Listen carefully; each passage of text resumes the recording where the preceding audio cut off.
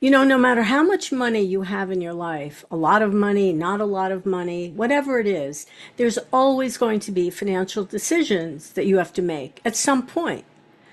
And no matter what decision you make, is it the right one? Is it the wrong one? How do you figure all this out? Are you consulting a crystal ball? Are you doing nothing? Because doing nothing is another form of decision making. But look closely at our get behind our guest today. Even his crystal ball is not working correctly. So let's talk about what are we going to do with our money. Let's talk about beneficiaries. Let's talk a little bit about taxes. If you want to know more about this, just stay tuned.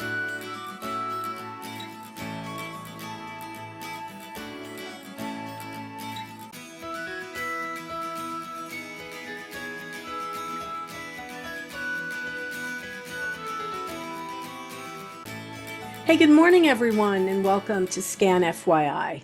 My guest today is Tom Duffy. He's from Jersey Shore Financial Advisors. Good morning. Good morning, Andrew. How are you? I'm doing very well, and of course, we cannot help but take notice of your crystal ball, which is certainly out of order, and I think for good reason. I think for good reason. Before we even get going, Tom, why don't you introduce yourself? Tell us a little bit about what is Jersey Shore Financial Advisors. Sure. Tom Duffy, I'm the founder and principal advisor at Jersey Shore Financial Advisors. I am a Monmouth County based, Tinton Falls based, flat fee only financial advisor. What that means is that my clients pay me a fee and I give them advice. There's no product sales, there's no insurance policies, there's no annuities, any of that kind of stuff. I don't sell any of that stuff. I may recommend them for folks that it would make sense, but I don't get any compensation. I don't have an insurance company trying to tell me, oh, you should sell more of this product to somebody. So what I can actually do is I can do the analysis, I can do the income tax work, the planning work, the cash flow work, the investment work without the pressure to you, the client, to try to sell you something because you're already paying me for my very best thinking. That's what you're paying for, and that's what you're going to get. All right, think about that the next time you go to the bank, even, and the bank is trying to sell you something. I recently had that Don't get me experience started. Don't get me myself. started. Yeah, I was at the no, bank. I I was at won't. the bank yesterday. I had to get something notarized, and every bank employee that walked by to see me sitting in an office, they were looking at me like I was a piece of meat.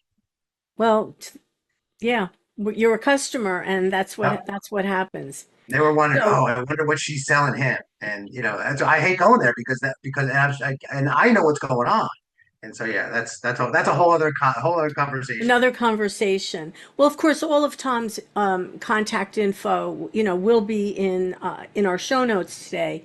But let's talk about that crystal ball.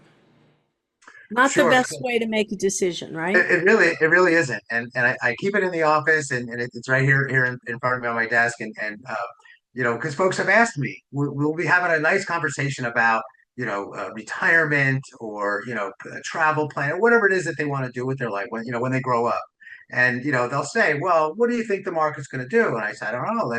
Let's consult my crystal ball, and then yeah, that's right.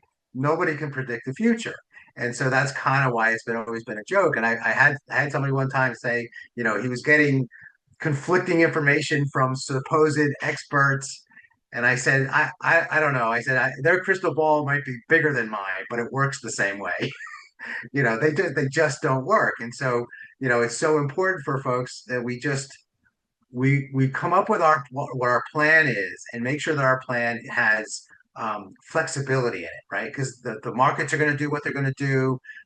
Income taxes, which we'll talk a little bit about today, they're pretty much standardized. We kind of know what's going to happen. I don't expect any big changes to the tax codes anytime soon. But if our plan is set up with some flexibility, so that if the market does go haywire, or if we have a health event or an unexpected expense, it's not going to break our string because we built in some flexibility. And that's really what the crystal ball is like. We can't know exactly what's going to happen, but we can plan for stuff. And as I said before, lack of planning or lack of decision making, that's really a choice, whether you want to acknowledge it or not, Mhm. and really not the best choice either. Doing nothing is never the best choice. You got to do something. right? You got to do something. I think it's important to do the analysis and get the right answer, and then if do nothing, because sometimes again the nature of the type of work that I do, sometimes doing nothing is the right thing. I've had folks ask me about their investment account. I look at their investment account like, oh, that's fine. Don't do anything with that, and but at least they asked about it. What concerns me a lot of times is especially in the income tax area, federal income tax.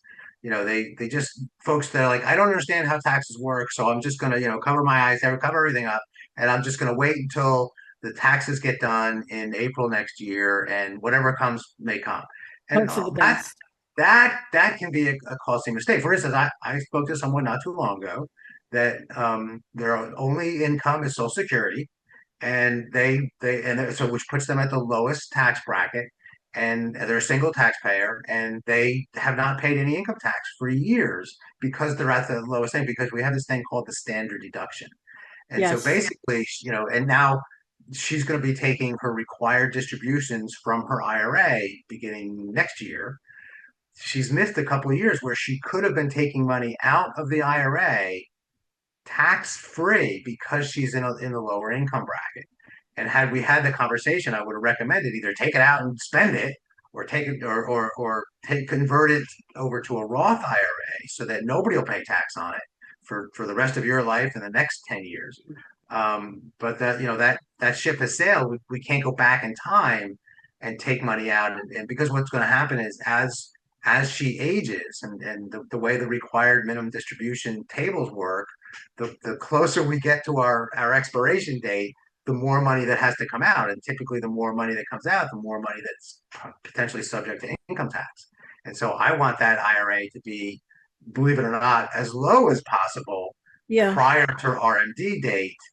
Um, Again, trying to take advantage of relatively lower tax brackets, especially early in the retirement period.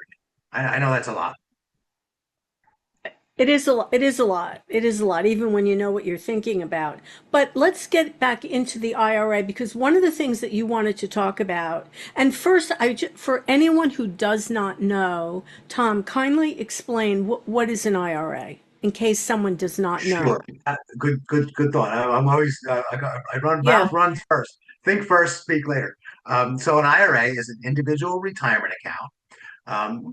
Today, most of the IRA accounts that we see are the result of somebody had a retirement plan at their job, at their career. So they had a 401k plan or 403b or a 457 plan. And those numbers, 401, 457, that's the section of the IRS code that allows us to put money away for retirement without paying any income tax on it until we take it out. Typically, when we're retired and now we're using that money to live on. So an IRA account typically is all that money gets rolled together, and now that's our pot, that's our nest egg, if you will. Congress said, yes, you can put this money away under Section 401 or 457. Put that money away. Don't pay any tax on it now. Pay the tax later on when you're retired and theoretically you're in a lower tax bracket. That was the plan. But they said you can have that tax deferral until you're this is the old, it used to be 70 and a half, right? Everybody remembers that. That's such an odd age. Well, now it's 73. And for those of us born in 1960 and later, it'll be age 75 when those required distributions start. And the required distributions are because Congress said, enjoy the tax deferral, but you're going to take that money out before you die because we want to collect the tax. And that's what a required minimum distribution is. It's a required force out. They're going to force you to take money out of your IRA every year until you die. And they gave us a table of factors to determine how much money comes out every year. So the first year for a 73-year-old, divide your account balance, the total account Mhm. balance as of December 31st, the prior year, divide that 20 by 26.5. That's the first required distribution. So basically, what Congress is saying is we expect you to live another 26.5 years. So you're going to take out 1 over 26.5, 1/26th. And then next year it's 1/25th, and then 1/24th, 1/23rd, and so on over the balance of our life expectancy. So what happens is, and remember back to high school math, I apologize for doing that so early in the morning, But as the bottom number gets smaller and typically the top number gets bigger, the result is going to be a larger number. That's the amount that goes into your income, and we pay federal income tax on it. And so that's why I'm talking to people all the time that are like, oh yeah, I retired, I'm 64, and yeah, no, I'm not gonna take any money out of my IRA until I have to. I said, well, then you're gonna take the maximum amount out because that's the force out. If you take some money out now, even if you don't need it, and you're in a lower tax bracket, isn't that better? Aren't you better off paying 10% tax or 12% tax today than waiting to pay 22% Yeah, tax for sure. 73? And so that's a lot of the conversation we have about IRAs, that individual retirement account that, again, are the result of saving money for your entire working life. You did a great job piling that money up. Well, that's the thing is everybody says, oh, that's my money. Well, most of it is your money. Some of it belongs to the federal government. They just haven't collected it yet, and they're going to get their piece. And that's why I always just like to say, let's try to minimize the amount that goes to the federal government via income taxes, right? Because if you're not happy with the way they spend our money today, Yeah, let's you try to spent. figure out a way to legally not give it to them. Is it fair to say that there's probably a lot of people who started an IRA, early on in their career? Maybe they're in their 70s now, maybe they're well into their 70s, and maybe they don't have anyone to talk to about their finances, and that money is sitting there, and nothing has been done. And now let's say that person passes away. What's going to happen to this pot of money that's been sitting there? Well, that's a good point, Andrew. That's one of the other things that I wanted to bring up was to make sure that we have clear beneficiary designations on our IRA accounts. Very, very important that the beneficiary be named on your IRA account. I've suggested to clients that they should submit a new beneficiary designation form. I prefer to do it annually, but every couple years, just to make sure that the correct beneficiary is on Right. file at the institution. Because think about it, a lot of folks have IRAs, they have it at the bank, right? Well, banks get taken over, like I go out to get gas in my car. And so, there's a problem. If the records somehow go kaflooey and they have the wrong beneficiary designation and that money goes to somebody who has already died, well, that means there's no beneficiary. And now that means that the money stays in the estate and it has to come out over 5 years. If it goes to a beneficiary, it has to come out over 10 years. Not a lot better, but it is better. So, very important. Also, it could go to somebody that you don't want it to go to. Maybe it's an ex spouse that, Right. the divorce happened years ago. And yeah, I couldn't deal with it, didn't want to deal with it at the time. And we just left it alone. Again, that no decision. Mhm. Say, I can't deal with that. And now we have somebody that's on there that's the beneficiary, and you have very low chance of getting that changed after your death. And so making sure that we have the right or current, and I would say right's the wrong word, that we have a current, up to date beneficiary designation on all of our IRA, even our 401, if you're still working or if the money's still in a 401k plan, 403b plan, make sure that IRA beneficiary is correct. I've seen a lot lately, a lot more lately, folks that have even their taxable accounts, their checking account, maybe they have a savings account, maybe they have some certificates of deposit. They have made those a transfer on death registration, which is kind of Mhm. like having a beneficiary designation. That way, the money goes to the whoever you want it to have. And what that does is it doesn't eliminate the need for a will. And I don't want to give legal advice here. Whenever I go off into this area, my daughter, the lawyer, has a fit. Don't give legal advice. You're not a lawyer, and this is not legal advice. I'm not a lawyer, but making sure that you're thinking about how your assets get distributed through your will versus a beneficiary designation or a transfer on death designation. That could be a pretty crucial, pretty important part of how your estate gets settled after we're gone. Boy, we went pretty far afield there, didn't we? Well, I think as I'm listening to you, just kind of a blanket statement for everyone out there, any beneficiary that you have for anything, I feel like your assignment is to make sure that that beneficiary is still your valid beneficiary. I agree with you. Marriages come and go, unfortunately, and if it's still your spouse, change it now while it's on your mind. Anything that involves money, a transfer of funds, you want to make sure you have the correct beneficiary on that Right. paper. Yeah, Otherwise, and I've seen a few folks that have done like they'll do it with their checking account or their savings account. Again, this is more of a bank account thing, but I've seen folks that say, "Oh, I'm just going to put my daughter on as the joint owner of the account. That way, when I go, the money just becomes hers," which is true. That's the nature of a joint account. The drawback there is if there are supposed to be other beneficiaries, right? You have two daughters, and they're supposed to split that money, but it all goes to one. I can almost guarantee there's going to be some hard feelings the way that gets settled. I can almost guarantee it because the one that's not the joint accountant, joint owner, she's going to say, "Well, did I really get my half, or did I only get a third?" Because it's human nature. It's just human nature. But having a transfer on death that says, "Oh, that account gets split. It goes to my two daughters equally." Now you know it'll go the way it's supposed to happen. The other thing is to not have is just leave it as a regular designation and let your will handle that distribution. The transfer of death might make it a little bit quicker, but not a lot. But either way, and then this raises the question: when was the last time you had your will updated? Is that still valid? Right? right. Is that still do your assets still go to the people that you want it to go to? Because as you said, things change, marriages come and go, in-laws become outlaws, and Not to and be so cynical, but they do. no, it is. I mean, Yeah. it happens all the time, and again, after someone dies, there is no do-over. We can't go back.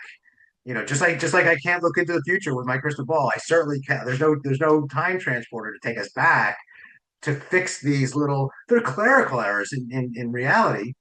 We can't go back in time to try to fix these clerical errors. So the time to do that, is today.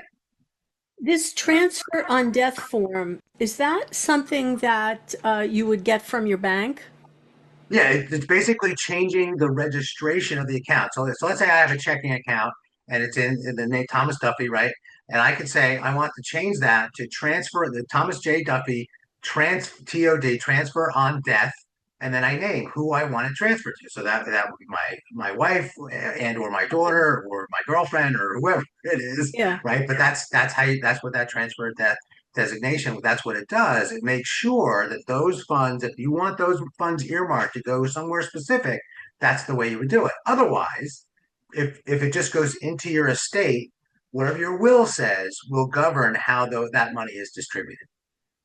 And I always like to say when you make someone, if you're transferring or you're making someone a beneficiary, it's nice to share that information with them so they're aware You of what's can, going on. Yeah. right? Well, and I think, and this is something that I've offered for clients a lot of times when we're working on their estate plan is that once we get the plan done, um, we have a family meeting and we describe maybe not dollar amounts, but we just say, okay, children, you're going to share in my IRA account equally.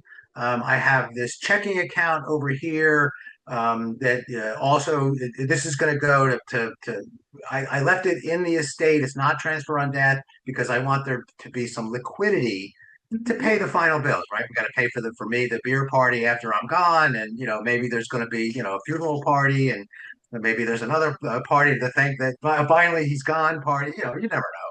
But I want to leave behind some liquidity, some cash to pay those expenses, those final expenses, or keep the house going until it's sold, that kind of stuff. Because that's Right. that's one drawback of the transfer on death is that that if that money is needed to pay the property taxes and keep the furnace running in your house after you're gone. But if that transfer on death went to two beneficiaries, then there's no money left in the house to do that. Somebody's going to have to pay that bill out of pocket and then recoup that after the estate is settled. So that the transfer on death, it's don't think about that lightly. I think that's important to make sure you've kind of thought it all through, almost like you have to create your own little flow chart to say, okay, I die. what happens next, right? There's some services, there's some this, that, the house gets sold, and but to make sure that there's some liquidity to pay those bills because otherwise there isn't any, and that can cause some trouble. So who would have access then to your account to pay, the electric bill, the Visa bill, the So after that, taxes? typically what happens is there's going to be whoever the personal representative or the executor or executrix, that person has to open up an estate. So there's some documentation that they've got to take out to the county surrogate and be appointed as the Okay. representative of the estate. They open up a new bank account, and then the whatever money is in the decedent's name goes into the name of the estate, and now that estate account, that's what we use to pay bills until we're done, and then that money gets distributed the way the will would say. Again, not legal advice. Consult your attorney Yeah. to make Oh, sure. yeah. No, for sure. For absolutely consult. Look, Andrea, I'll point out that the surrogate county surrogate's office, I guess it's monmouthcounty.nj.gov. They've got a wealth of information on their website about how to True. settle a state. So if you have some questions, just go. You read everything you need to know is on their website. They've got a tremendous amount of information there. Yeah, because I think when you become the executor of an estate, and maybe you've never done this before, there's a lot that goes into it.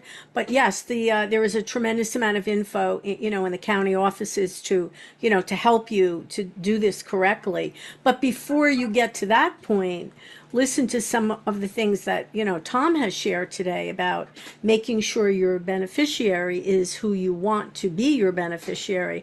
I think I have seen that, as a mistake for people that they just didn't bother. And, Right. Or worse, sometimes they think that their will supersede their IRA beneficiary designations, and that's not true. ah, Because somebody will say, "Oh, I just had my will redrafted, and everything goes to my you name whoever it's supposed to go to, so that I don't have to do anything else." Not true. Not true. If you have an IRA account, if you have multiple IRA accounts, whoever's the beneficiary on those IRA accounts, that's where that money go. And if there's no beneficiary, only then will it go into the estate, and then the will decide. But that's typically a tax disaster if there's no beneficiary because you have to take the money out so much faster and at larger amounts, which are taxable. And again, the way my brain thinks, I want to limit the amount of money that I send to Washington yeah. because I don't trust those filth and fresh and what I'm talking about, right? So, making sure that we've done, if we're going to do this, right, if you're going to get new wills done, make sure you update your beneficiary designations. If you're going to update your beneficiary designations, take your will out and read, make sure it's still what you expect, what you want to have. Like I said, because people, in-laws become outlaws quickly. So, So not just your IRA then. I'm thinking if you bank online, if you have any of these online investment accounts, any sure. kind of account like that with money sitting in it, which you can do on your own, of course, and they do allow you to put in a beneficiary, but you got to do it, and you got to make Right. sure, Mhm. maybe you've had that account for 20 years. Well, 20 years ago, maybe you wanted your spouse to be the beneficiary. Maybe you're not married anymore. Maybe you've got other Sure. kids. So I, Right. I feel like there's really a lot to think about here, and you all have some decisions to make. Hmm. Yeah. Yeah. Yeah. And again, as you say, 20 years ago, just think back, is the institution still the same institution? Oh, that too. How many times has that bank been taken over? How many times has that brokerage been taken over? So, and relying on those takeover machines to keep the paperwork straight, that's a big stretch for me. I don't think I can't go there. I don't think it's possible that they could keep it straight for long periods of time. Especially for if you're expecting they're going to do it correctly for every one of their customers. That's Sure. where I think, the onus is on us to get out there and figure out what's going on with our money. Make that decision. Absolutely, absolutely agreed. Absolutely agreed. Well, thank you so much for sharing all of this, Tom. I mean, again, guys, no decision is a decision. Don't be one of those people. All of Tom's info is in the show notes if you want to reach out and consult with him, get some good advice. Remember, the crystal ball is out of order. Out of order. Tom Duffy from Jersey Shore Financial Advisors. Thank you so much for being my guest today. Oh, it's my pleasure, Andrea. Anytime, you know that. Anytime. And remember out there, if it's important to you, it's important to us. I'm Andrea Tarr. We'll see you next time on Scan FYI. Bye, everyone. Bye, Tom.